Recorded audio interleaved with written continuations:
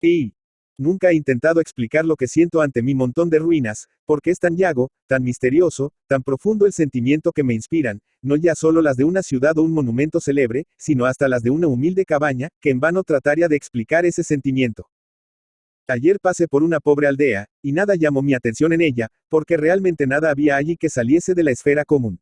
Edificios, historia, costumbres, inclinaciones, naturaleza, todo me pareció vulgar, y en realidad lo era. Pero hoy vuelvo a pasar por aquel sitio, y al ver allí solo un montón de solitarias ruinas, me detengo a contemplarlas con el corazón triste y agitado por un sentimiento indefinible.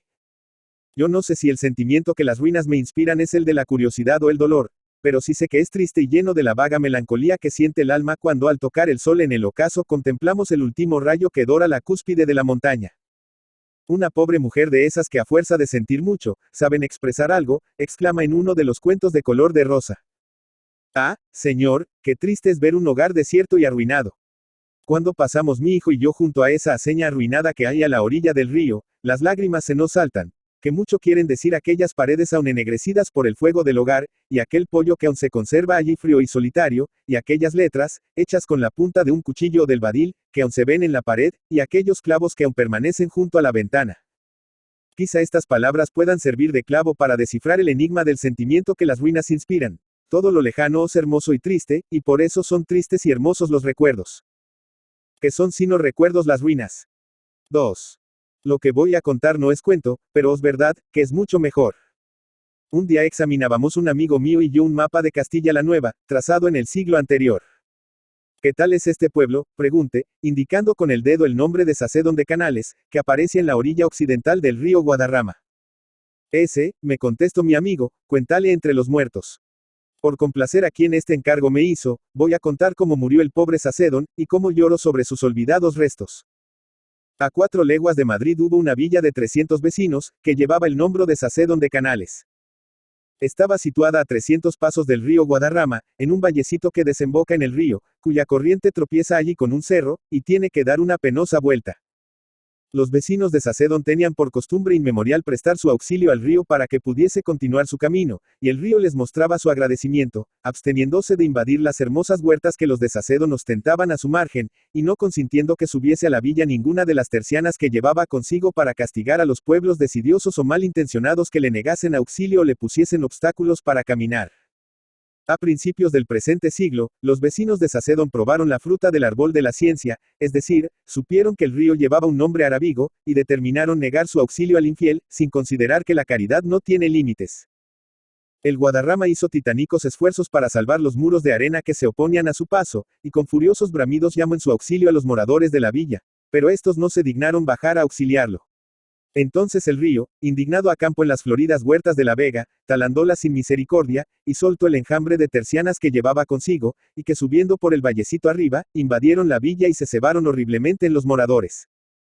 Hacia 1817, Sacedón de Canales empezó a figurar como despoblado en la estadística territorial de España, y su archivo municipal ya se incorporada al de Villaviciosa de Odón, sin que hubiese nadie que por curiosidad o por interés se acercase a hojear aquellos protocolos en que durante muchos siglos se había ido reflejando la vida de un pueblo rico, alegre y dichoso. En 1848 dirigíame yo a Villaviciosa con objeto de hacer algunas investigaciones en el archivo de aquella villa, y al salir de Madrid supe que el último alcalde de Sacedón de Canales ganaba miserablemente la vida en una chocita, en la que vendía fósforos y otros objetos en el puente de Segovia, donde en efecto me encontré con un anciano, cuyos ojos se arrasaron en lágrimas apenas pronuncia el nombre de Sacedón. El último que abandonó a Sacedón fui yo, me dijo con la profunda pena del desterrado que tiene la certidumbre de que nunca ha de tornar a la patria. Y no ha vuelto nunca por ala. Nunca. ¿Por qué? Porque al llegar allí me moriría de pena. Y allí no existe ya aquel camposanto adornado de cipreses y rosales donde descansaban mis padres, mi esposa, mis hijos, mis hermanos y mis amigos. Comprendí el dolor del anciano y continué triste niente mi camino, que yo era también desterrado y veía a lo lejos un camposanto donde duermen muchos seres queridos, y donde tal vez no me será dado dormir. 3. ¿Dónde está Sacedón de Canales?, pregunté al mayoral de la diligencia al llegar a las alturas que dominan a Villaviciosa. ¿Ve usted al otro lado del valle, una cañada cubierta de árboles que baja hasta el río?, me preguntó el mayoral señalando hacia el poniente. Sí. Pues aquella es la barranca del Muerto.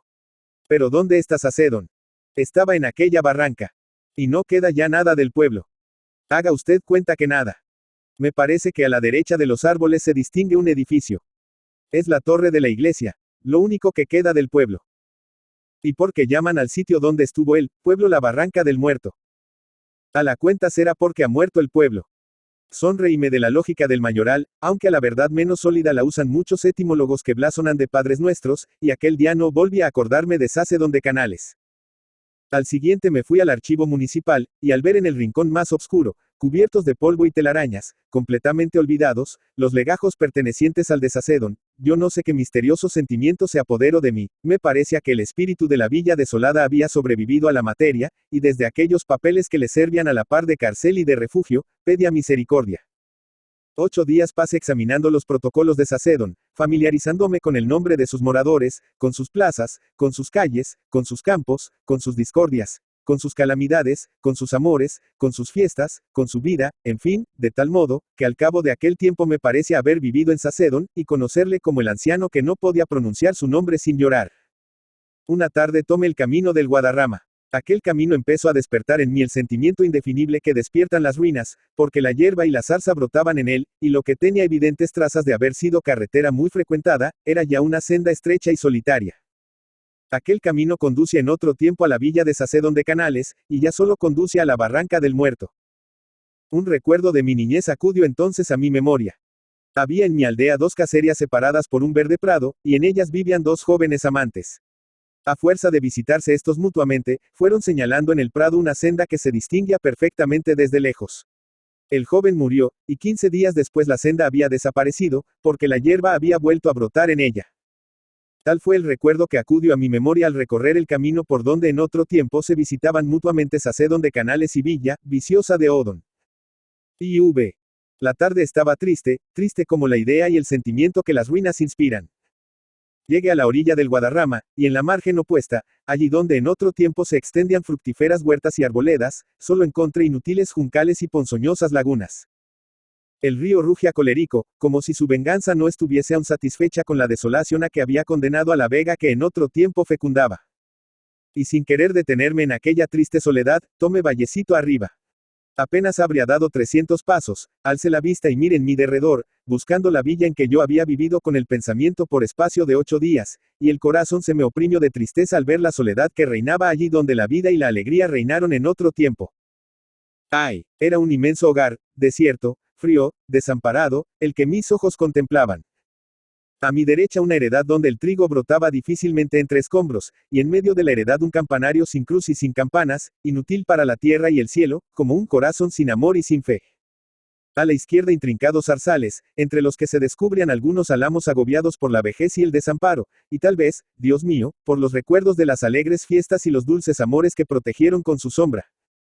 A mi derecha los gritos de las urracas, y a mi izquierda el sordo murmullo de un arroyo, me parecían la quejumbrosa voz de aquellos muertos, cuya última morada había ido a surcar y profanar el arado del labrador. Haces bien, exclamé, haces bien pobre anciano del puente de Segovia, en no tornar a estas soledades, que estas soledades gritan, oh. Vosotros, los que por aquí pasáis, contemplad y ved si hay un dolor como el nuestro. Sobre las santas ruinas del templo doble la rodilla, y rece y llore. ¿Para qué he de decir lo que entonces sentí, si los que no tienen corazón no lo han de comprender, y los que le tienen lo comprenden sin decírselo? Luego me interné en los zarzales de la izquierda, donde el arroyo murmuraba tristemente, en la Barranca del Muerto, que en muchos de los procesos conservados en el archivo municipal de Villa, Viciosa había yo leído pasajes como este. Otro sí dijo que la querella acaeció en la alameda allende el arroyo, des la fuentecica de la villa, de se ayuntan los mozos y las mozas las tardes de disanto para se solazar. Y deseaba refrigerar mis labios en la fuentecica de la villa, y sentarme al pie de los álamos donde se solazaban las tardes de disanto los mozos. Y las mozas. Solo encontré una charca cenagosa, y esparcidos en sus cercanías algunos troncos de álamos podridos. Y entonces, fatigado de emoción, incline la vista al suelo y levante el corazón a Dios, pensando cuán triste sería la tierra si tras lo perecedero de ella no estuviese lo eterno del cielo, y descendí tristemente por la Barranca del Muerto. Antonio de Trueba. Antonio de Trueba y de la Quintana Galdames, 24 de diciembre de 1819, Bilbao, 10 de marzo de 1889, fue un escritor español, conocido también como Antonel de los Cantares. Nació en la localidad vizcaína de Galdames el 24 de diciembre de 1819 y su nombre completo era Antonio María de Trueba y de la Quintana. Hijo de campesinos muy pobres, su vocación literaria se despertó con los romances de ciego que le traía su padre cuando venía de visitar una feria. Tuvo que abandonar pronto la escuela para trabajar la tierra y el mineral de las minas de las Encartaciones, su lugar natal. Cuando contaba 15 años, 1834, marchó a Madrid para evitar la Primera Guerra Carlista. Allí se empleó en la ferretería de un tío suyo y robó tiempo al sueño instruyéndose de forma autodidacta y leyendo autores románticos españoles.